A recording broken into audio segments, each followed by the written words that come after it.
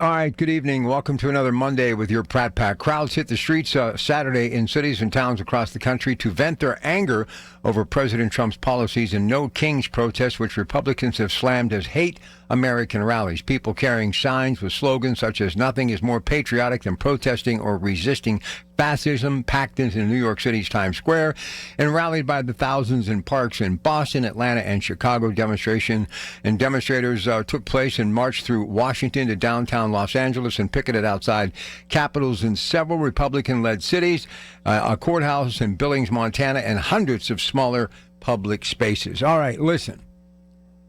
He's not a king, never professed to be a king, and nor does this man need me to, give him good PR. He's got an administration and a cabinet, and Carolyn Leavitt does a pretty good job. But this is just a waste of time, and obviously nothing is for free. Somebody had to at least spend money to, make up the signs that people held in their hands in sweltering heat and from one side of this country to the next.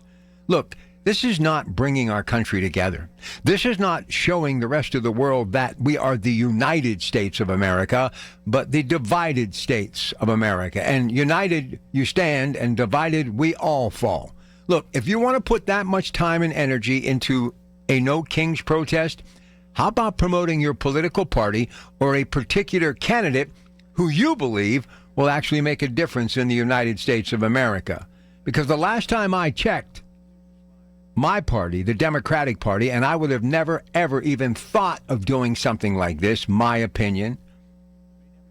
We better start figuring out what they're doing right and what we're doing wrong, and why, unless we start to figure it out sooner or later, the party that I'm proud to be a member of, the party that I will never lose my affiliation or my promise in, because I still believe in the Democratic Party, may never see the White House again during my lifetime, and it may go into my children's lifetime, and they're a whole lot younger than me.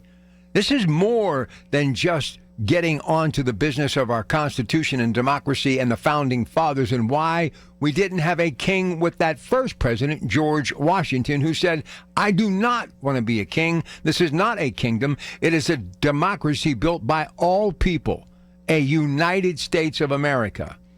These are the things that we're doing wrong in America that is dividing us. And there is debate. There are issues that need to be talked about. And we, members of the Democratic Party, better find people who are ready to step up and take this party back to the White House.